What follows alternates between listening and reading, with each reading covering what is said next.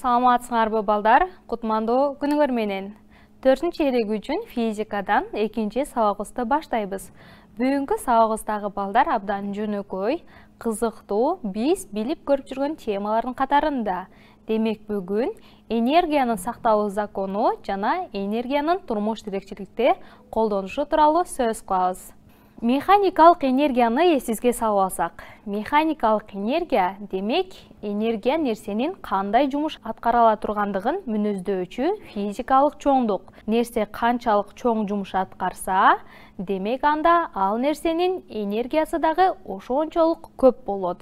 Энергиянын маанисинде балдар заттын ар кандай формадагы кыймылынын жана өз ара аракеттешүүсүнүн жалпы сандык ченин мүнөздөчү физикалык чоңдук деп таанышканбыз. Энергияны жалпысынан канча түргө бөлүп алганбыз балдар? Демек, эки түргө бөлгөнбүз: кинетикалык жана потенциалдык энергиялар.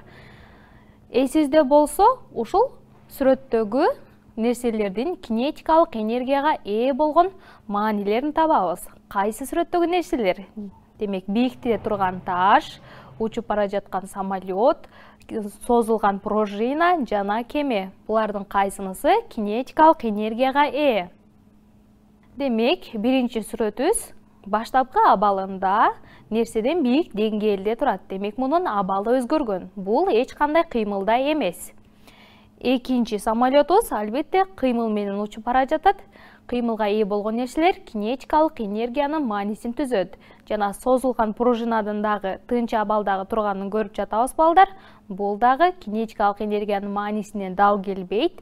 Жана кемебиз дагы өзүнүн кыймылы менен кинетикалык энергиябыздын маанисин белгилейт балдар. Кинетикалык энергияны эске салып алсак, кыймылдагы бара жатып же болбосо кыймылга ээ болгон нерселердин бардыгын кинетикалык энергияга ээ болгон нерселер деп айтканбыз. Кинетикалык энергияга формуласы ЭК барабар МВ квадрат бөлүнгөн 2. Демек, кинетикалык энергия нерсенин массасынан жана ал нерсенин ылдамдыгынан көз каранды. Бирдиги болсо, кинетикалык энергияга 1 килограмм көбөйтүлгөн 1 метр секунда квадрат 1 джоулду берген маанилерин алганбыз. Эми экинчи сүрөткө маани берели. Мында сүрөттөн потенциалдык энергияга ээ болгон нерселерди таңдайбыз. Кана балдар, потенциалдык энергияга кандай нерселер ээ болот эле? Алгач биринчисинде кыймылдап бара жаткан топ, бийиктикте жайгашкан топ, кысылган газ жана кыймылдагы селкинчекти көрүп жатабыз. Булардын кайсылары потенциалдык энергияга ээ? Албетте, кыймылга ээ болгон топту биз потенциалдык энергияга ээ деп айта албайбыз. Ал эми бийиктикте жайгашкан топ албетте потенциалдык энергияга ээ. Жана кысылган газ кыймылда жай болбосо кандайдыр бир бийиктикте жайгашкан нерсе дагы потенциалдык энергияга ээ боло алат балдар. Потенциалдык энергияны эске салып алсак, демек, нерселердин абалдарына, алардын жайгашкан ордуна карап, нерселердин потенциалдык энергияга ээ деп айтканбыз. Кысылган же болбосо созулган пружиналар, бийиктикте жайгашкан ар кандай нерселер потенциалдык энергияга ээ. Формуласын эске сала турган болсок, ЭП барабар МЖH. Демек, потенциалдык энергия нерсенин массасынан жана анын жайгашкан бийиктигинен көз каранды. Бирдиги катары, демек, ньютон көбөйтүлгөн метр 1 джоул кабыл алынат. Балдар, жаратылышта ар кандай нерселерди көрүп бирип келебиз. Алар бир эле учурда кинетикалыктагы жана потенциалдык энергияга дагы ээ болушат. Мисалы үчүн, футбол аягынчасындагы топ же болбосо учуп бара жаткан самолетти айта кетсек болот. Алар бир эле учурда кинетикалыктагы потенциалдык энергияга ээ болушат. Булардын маанилерин кантип аныктайбыз? Анда кийинкиге көңүлүбүздү бурабыз. Топту байкап көрөлү. Демек, топ тынч абалда турган болсо, ал потенциалдыктагы кинетикалыктагы энергияга ээ эмес. Бирок биз аны бийиктикке карай көтөргөн сайын топтун кинетикалык энергиясы азайып, потенциалдык энергиясы көбөйөт. Эң жогорку маанисинде балдар потенциалдык энергиясы максимум жана бийиктиги максимум маанилеринде кездешет. Ошол учурда кинетикалык энергиясы 0 барабар жана ылдамдыгы дагы 0 болот. Эң бийик жерге топ жеткен соң кайра төмөн карай багытталса балдар, анда топтун потенциалдык энергиясы азайып, анын кинетикалык энергиясы жогорулап баштайт. Демек балдар, мында потенциалдык энергиясы 0 барабар, бийиктик дагы 0 барабар. Ал эми кинетикалык энергиясы максимум, ошол менен эле бирге ылдамы дагы эң чоң маанилерди көрсөтөт. Ушул жол менен балдар энергиянын айланышын байкоого болот. Же болбосо математикалык маятникти дагы карап көрөлү. Демек, эң четки амплитуда бурчунда математикалык маятниктин потенциалдык энергиясы чоң. Потенциалдык деңгээлинен эгер маятникти коюп жиберсек, анда маятник кыймылга келет. Демек, мында кинетикалык энергиясы эң чоң болот балдар. Маятниктин ар бир термелүүсүндө кинетикалык жана потенциалдык энергиялары айланып турат. Жебе жана октун мисалындагы байкап көрөлү балдар. Демек, жибин керүү менен биз анын абалын өзгөрттүк. Башкача айтканда, потенциалдык энергияга ээ кылдык. Ошол жиптин керилүүсүндөгү потенциалдык энергиясын окту коюп жиберүү менен кинетикалык энергияга берип салабыз. Башкача айтканда, ок жаанын керилгендеги потенциалдык энергиясы менен кинетикалык энергияга ээ болуп, ошончолук деңгээлде ылдамдыгы дагы жогору болот. Бул болсо балдар, жаратылыштагы механиканын айлануусун пайда кылып, биз аны толук механикалык энергия деп атайбыз. Же болбосо, нерсенин потенциалдык жана кинетикалык энергияларынын суммасы толук механикалык энергия деп аталат. Формула катары Т барабар кинетикалык энергия кошулган потенциалдык энергиянын суммасы. Же болбосо толук механикалык энергиянын кийинки видео аркылуу дагы байкап көрөлү. Балдар, бизге бул видеодо Максвеллдин маятниги берилген. Диск жумуру окко бекитилген. Октун эки учуна жип байланып, алар куралдын жогорку бөлүгүнө байланган. Эгер дисканы жогору көтөрсөк, жип анын огуна түрүлөт. Диск улам жогору көтөрүлгөн сайын потенциалдык энергиясы жогорулап турат. Эгер дисканы кое берсек, ал айлануу менен ылдый түшөт. Качан диск өзүнүн эң төмөнкү чекитине жеткенде, бир аз токтоп, кайра көтөрүлө баштайт. Бул курал балдар Максвеллдин маятниги деп аталат. Максвеллдин маятнигинде диск жогору көтөрүүдө потенциалдык энергиясы чоң болсо, айлануу менен төмөн түшүүдө кинетикалык энергиясы чоң болот. Ошол кинетикалык энергиянын эсебинен диск кайра өйдө көтөрүлөт. Өйдө көтөрүлдү потенциалдык энергия кайра кинетикалык энергияга айлануу менен орун алмашат. Ошол энергиялар менен катар диск ар бир айланууда баштапкы бийиктикке жетпей калгандыгын көрүп жатабыз. Бул кыймылында болууда, себеби айлануу процессинде дисктин жалпы энергиясынын бир бөлүгү сүрүлүү күчүнө каршы жумуш аткарууга жумшалат. Ушул жол менен толук механикалык энергиянын маанисин көрүп алууга болот балдар. Дагы бир мисалды байкап көрсөк, бул мисалда бизге ар кандай өлчөмдөгү жана бийиктикке жайгашкан доминолор берилген. Бул доминолордун ар биринде, демек, төмөнкү бөлүгүндө потенциалдык энергиясы төмөн болсо, ал эми жогорку бөлүгүндө башка абалына салыштырмалуу потенциалдык энергиясы чоң болот. Доминону биз кыймылга келтирүү менен анын ар бир учурундагы потенциалдык энергиясын кинетикалык энергияга айландырабыз. Мисалы, кичинекей домино кыймылга келип, анын кинетикалык энергиясы кийинки доминонун потенциалдык энергиясына суммаланып, өзүнөн чоң доминону кыймылга келтирүүгө жумшалат. Демек балдар, потенциалдык жана кинетикалык энергиялардын суммасы эң чоң өлчөмдөгү доминону дагы кыймылга келтирүүгө дуушар кылды. Бул дагы болсо толук механикалык энергиянын айлануусунун негизинде. Демек, Ньютондун шарында же болбосо Ньютондун маятниги аркылуу дагы көрүүгө болот балдар. Маятниктин ар бир кыймылында, демек, жогору көтөрүлгөн сайын потенциалдык энергиясы эң чоң мааниге ээ болот. Жана ошол потенциалдык энергия кинетикалык энергияга айлануу менен улам ар бир шардын энергияга ээ болушун шарттайт. Бул дагы болсо толук механикалык энергиянын айланышы. Энергиянын сакталуу законунда, демек, топтун кыймылын карап көрдүк. Топтун ар бир өйдө же болбосо төмөн кыймылында кинетикалык жана потенциалдык энергиялар суммаланып, толук энергияны берди. Эгер топ өйдө көтөрүлсө, анын ылдамдыгы 2 эсе жогорулайт жана ошол эле менен бирге потенциалдык энергиясы дагы эң чоң мааниге жетет.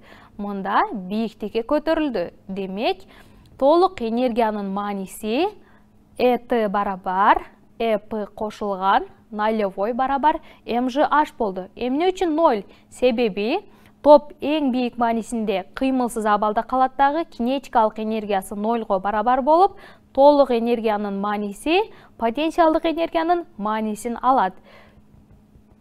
Эгер топ кайра кыймылда болууда, төмөн карай түшүүсүндө, анын бийиктиги төмөндөп, бирок ылдамдыгы жогору мааниде калат. Мында болдусо балдар, топ демек жерден бийиктик абалында жана кыймылга ээ, ушул эки шартты эске алуу менен МЖH кошулган МV квадрат бөлүнгөн 2 маанисинде. Потенциалдык энергиясы азаюуда болсо дагы, кинетикалык энергиясы жогорулап жаткандыктан, толук энергия эки энергиянын тең суммасын өзүнө алат. Ушул кыймылы менен улантып, эгер топ төмөн карай багытталса, анда бул учурда потенциалдык энергиясы 0го барабар болсо дагы, кинетикалык энергиянын мааниси эң чоң маанини көрсөтөт. Мында толук энергия ЭТ барабар 0 кошулган кинетикалык энергия. Демек, бийиктикте эмес болгондуктан потенциалдык энергиясы 0, ал эми кинетикалык энергиясы максимум болот. Мында толук энергиянын мааниси МV квадрат бөлүнгөн 2 деген маанини өзүнүн ичине камтыйт балдар. Топ кыймылсыз абалда жерге токтоп калды. Бул учурда, демек, кинетикалык энергиясы дагы 0, потенциалдык энергиясы дагы 0. Топ эч бир кандай бийиктикте дагы эмес, ошондой эле кыймылы токтогон. Мында топтун энергиясы кайда кетти деген сөз болушу мүмкүн. Бул учур менен балдар, топ жерге түшүүдө, жерге кандайдыр бир өлчөмдө өзүнүн энергиясын берсе, жана ушул топтун өзүндө эле ал ички энергияга айланууга өтөт. Мында биз аны топтун ички энергиясы деп же болбосо ЕИ тамгасы менен белгилеп койсок болот. Бул учурда потенциалдык жана кинетикалык энергияларынын мааниси 0го барабар. Демек балдар, потенциалдык энергия, кинетикалык энергия, ички энергиялардын ар бир маанисинен энергиянын сакталуу жана айлануу закону келип чыгат. Мында балдар, энергия жок болбойт, жоктон пайда болбойт. Ал бир түрдөн экинчи түргө же бир формадан экинчи формага гана өтө алат деген энергиянын айлануу жана сакталуу закону мааниге ээ болуп калат. Энергиянын тарыхына кайрыла кетсек, энергиянын сакталуу жана айлануу законун бул орустун улуу окумуштуусу Ломоносовго таандык. Балдар, демек, энергиянын бир түрдөн экинчи түргө, бир формадан экинчи формага гана өтүү менен жаратылышта сакталып калышын биринчилерден болуп улуу окумуштуу Ломоносов айткан. Ломоносовдун билдирүүсүнөн соң, андан 100 жыл аралыгында Джеймс Джол, Герман Людвиг, Роберт Майер деген окумуштуулар ар кандай тажрыйбалар менен ушул энергиянын сакталуу законун бир нече жолу далилдей алышкан. Энергиянын сакталуу жана айлануу законунун негизинен биз аларды күнүмдүк турмушубуздун ар бир бөлүгүндө кеңири колдонуп келебиз балдар. Мисалы үчүн айта кетели. Демек, жел тегирменди баарыбыз эле билебиз. Ал шамалдын негизинде, шамалдын кинетикалык энергиясынын негизинде кыймылга келет. Демек, жел тегирмендин айлануучу баарасын шамалдын кинетикалык энергиясы кыймылга келтирет жана ал баарага туташтырылган жаргылчак же болбосо тегирмендин ташы ушул шамалдын энергиясынын эсебинен айланат балдар. Бул энергиянын пайдаланылышы демек бизде алгачкылардан болуп жел тегирмендин пайда болушун шарттаган. Азыркы учурда шамал энергетикасын пайдалануу бул эң керектүү жана сапаттуу энергиялардын катарын толуктайт балдар. Биринчиден, экологияга эч кандай зыян тийгизбестен, тескерисинче экологиянын жардамында жаратылыштын шамалдын энергиясын биз электр энергияга айландырабыз. Дагы бир түрү балдар энергиянын колдонушу боюнча бул кысылган газдын энергиясын пайдалануу. Демек, кысылган газ потенциалдык энергияга ээ. Кысылган газдын пайдалануу үчүн бул иштен күйүүчү 4 тактуу кыймылдаткычтар колдонулат. Мында балдар алгачкысында аба кошулган бензин бөлүгү киргизилет. Ал андан соң поршендин жардамында кысылат. Кысылган газ өзүнүн энергия бөлүп чыгарат жана ал энергия машинанын негизги бөлүгүнө жөнөтүлөт. Ушул жол менен кысылган газдын энергиясын пайдаланууга ичтен күйүүчү кыймылдаткычтар чоң өзүнүн салымын кошот. Суунун потенциалдык энергиясын пайдалануу. Демек, сууну жерден кандайдыр бир бийиктикке көтөрүү менен анын энергиясын чоңойтууга болот. Башкача айтканда, потенциалдык энергиясын чоңойтобуз. Мында дагы тегирмендин айлануучу бөлүгүнө жаргылчактын кыймылдуу бөлүгүн туташтырып койсок, демек суунун ар бир кыймылы менен айланууга дуушар болгон баара өзү менен кошо тегирмендин ташын дагы кыймылга келтирет. Бул дагы болсо энергиянын бир түрүнөн экинчи түргө айлануусу. Кененирээк айта кетсек, суунун потенциалдык энергиясы айлануучу бөлүгүндөгү кинетикалык энергияга айланат жана ал кинетикалык энергия ташты кыймылга келтирүү менен биз ар кандай максатта колдонууга мүмкүнчүлүк алсак болот. Суунун потенциалдык энергиясынын эң чоң мааниси балдар биз билген токтогул гэси, таш көмүр ушул сыяктуу суунун энергиянын эң негизги булагы болгон гэстерди колдонуп келет. Демек, гэс бул гидроэлектростанция. Гидро сөзү суу дегенди билдирет дагы, суу же болбосо электр энергиясынын станциясы деп аталат. Мында балдар сууну топтоо үчүн тогон курулат. Тогондун деңгээли канчалык бийик болсо, анда суунун потенциалдык энергиясы ошончолук жогору болот. Суунун топтолушу менен суунун потенциалдык энергиясы эң чоң мааниге жетет дагы. Ал суу генераторду кыймылга келтирүү менен электр тогун иштеп чыгарат. Ушул жол менен балдар биз суунун потенциалдык энергиясын колдонобуз. Суунун потенциалдык энергиясын колдонуудан сырткары, бул тогондон алынган суулар ар кандай жерлерди эгин суугаттарга пайдаланууга жумшалат. Демек, гэстин пайдалуу жактары абдан көп.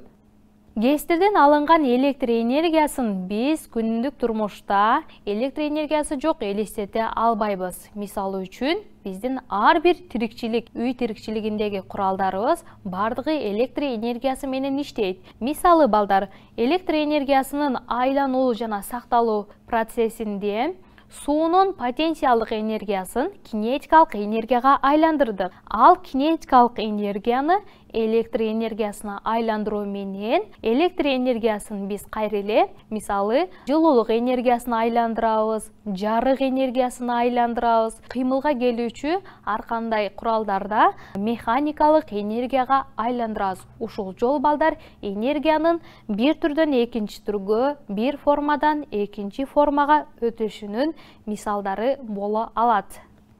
Анда балдар, биз бүгүн механикалык энергия жана энергиянын айланышы сакталышы боюнча сөз кылдык. Механикалык энергия деп демек жумуш аткаруудагы нерсенин өзүндө болгон энергиясын айттык. Механикалык энергия чоң болсо, анда нерсе дагы ошончолук чоң жумуш аткарылат. Энергиянын айланышында кинетикалык жана потенциалдык энергиянын маанисин көрдүк. потенциалдык жана кинетикалык энергиялар турмушта бири-бирин сөзсүз түрдө айлануу менен толуктап турушат. Энергиянын сакталуу жана айлануу законунда болсо, демек кинетикалык, потенциалдык жарык энергиясы, жылуулук энергиясы бул энергиялар дайыма айлануу менен бири-бирин толуктап турууга аракеттенишет.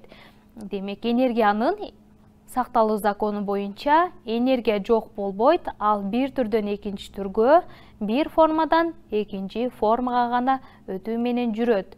Энергиянын турмушта колдонулушун баарыбыз тең эле кең маанисинде билебиз. Энергия биздин турмушубуздун ар бир бөлүгүндө колдонуп келет. Анда балдар, биздин бүгүнкү сабагыбыз жыйынтыкталды. Механикалык энергия жана энергиянын сакталуу закондору боюнча көптөгөн маалыматтарга, билимдерге ээ боло алдык деп ойлойм. Ушул билимдерибизди эми турмушубузда колдонуу менен чоң ийгиликтерге жетишели. Энергиянын сакталуу закону боюнча, айлануусу боюнча балдар кыскача эссе жазабыз. Ошол эссе менен бүгүнкү сабагыбызды жыйынтыктайбыз. Келерки сабак аркылуу жолугушканча саламатта калгыла.